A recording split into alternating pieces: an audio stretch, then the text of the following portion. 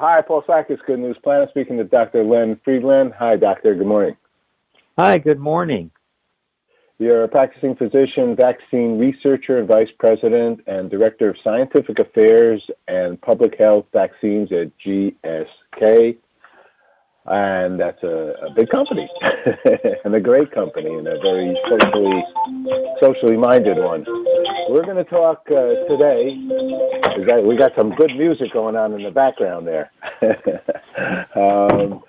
We're going to talk about hepatitis, which you know what? It's okay to have a little music because there's some facts about hepatitis and hepatitis A that I've never heard of. And infectious liver disease. I have a liver problem, actually. Right? Well, a problem. I got a fatty liver.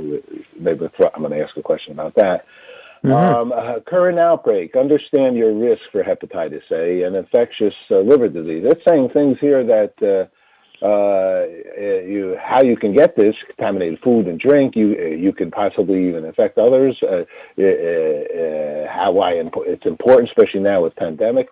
There's some serious things going on here. First of all, why don't we start? What is hepatitis A? Absolutely. There are some serious things, and there's also some good things as well, because we can protect ourselves against this. So this is a highly contagious virus, and it can be spread from person to person, from hand to mouth, or from contaminated food or drink. Right now in the United States, we have 27 states that have an active outbreak. Since 2017, we've had 33 states with active outbreaks, more than 30,000 cases.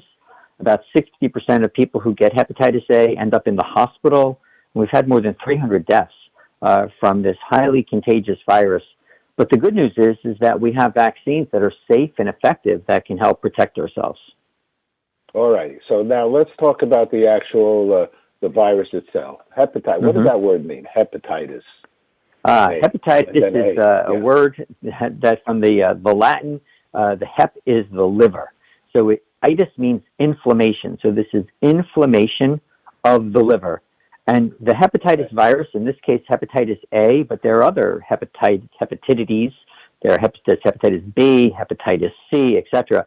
They all attack the liver. And the thing about hepatitis A is it's spread from person to person or from contaminated food or drink and from hand to mouth. And the thing is that when we get infected with hepatitis A, in the beginning, the signs and symptoms don't necessarily, put up a sign and say it's hepatitis A. It could be fever, abdominal pain, nausea, vomiting, lethargy. And so before that diagnosis is made, we could be spreading it because it's highly contagious. And then we can end up in the hospital, and we can also have death. And so that's why it's so important, because it's sort of like a silent thing to start with, that the best way to deal with this is just not to get it at all. And we're all potentially at risk because we all have exposure to other people. It's spread from person to person. We all have exposure to food. We've had outbreaks that have occurred in both fresh food and frozen food, and it can occur anywhere along that food chain, from when the food is harvested to when it's prepared to when it's served.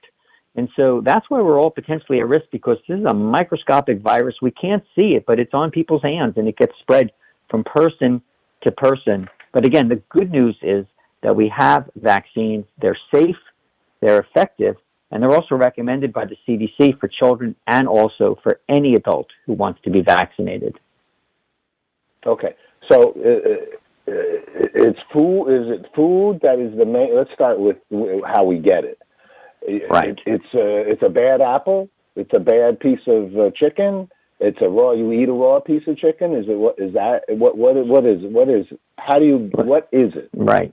It's not the food itself. It's that it's on other people's hands, and when they're touching that food, when they're picking it, or when they're preparing it, or when they're serving it, the virus is then on that food. But it doesn't have to be food. It could be people who are in.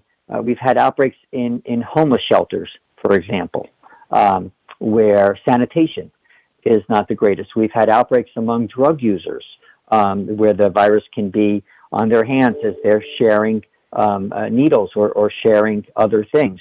And so it's just out there, and that's why we're all potentially at risk. When outbreaks occur, they're a big deal. Our public health departments can be overwhelmed, having to control the outbreak, and that's taking time away from them to be dealing with other things right now, like tracking people with COVID, for example, or making sure that people are up to date and protecting themselves against influenza. And when we get sick, we can end up hospitalized, we have deaths, but also we can be spreading it to our family members as well and in our communities. And so that's why it's important to know about this, because we can't, the risk is always there, and we're all potentially at risk. And that's why the CDC recommends vaccination for all children. Since 2006, all children above the age of 1 to be vaccinated against hepatitis A, and also any adult who wishes to be vaccinated. And one other thing to mention, Paul, is that less than 1 in 5 adults in the United States have received the hepatitis A vaccine. I never heard of it. So, and no doctor's ever mentioned it to me. No. So I'm pretty much on top of this scenario. Well, that's a good thing. That's why the good thing is we're talking about it. I'm at the doctor. But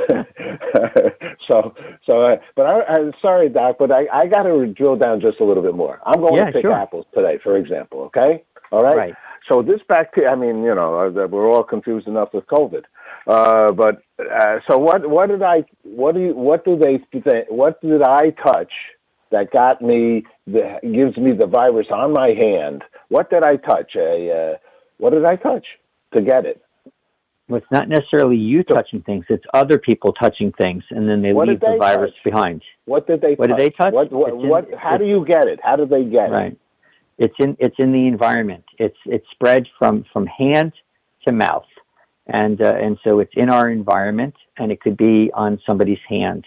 And if they're not washing their hands carefully, they could spread the virus. So when you go pick your apples, go enjoy picking your apples.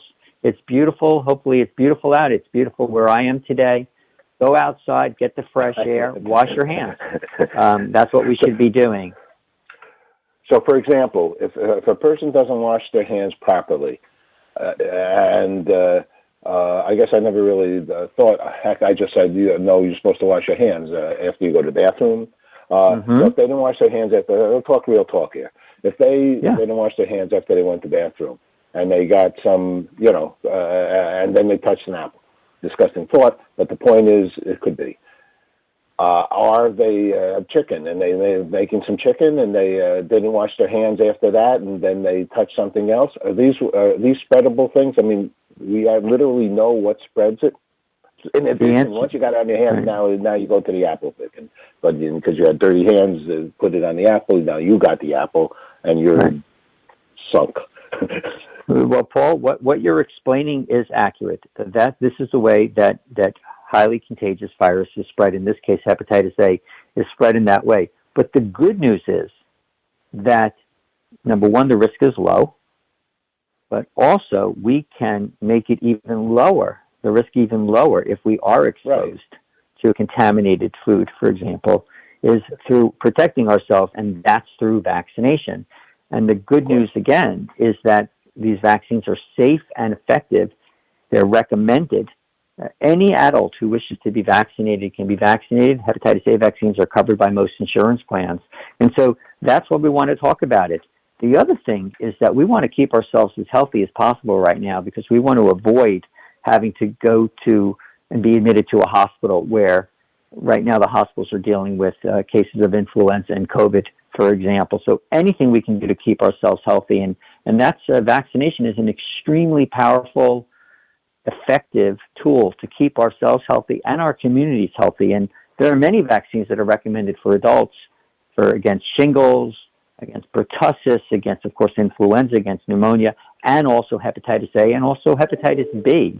And so this is not a bad story. This is the story is we know about it. Right. We have the information, and so we would need to take that information and do something about it, and that's with vaccination. So speak to your doctor, speak to your nurse, speak to your pharmacist, ask about this. There's a website I'll give you. It's cdc.gov/hepatitis to learn more about this. And then go out there and do what you can to protect yourselves, and then, of course, those around you. I think the word vaccine right now is like the number one word in the world for the pandemic. A quick fact for you, Paul. after clean water, vaccines are the most effective public health tool that we've ever had. And we all see the importance now of protecting ourselves against infectious diseases with vaccines when they're available. So here we have a vaccine.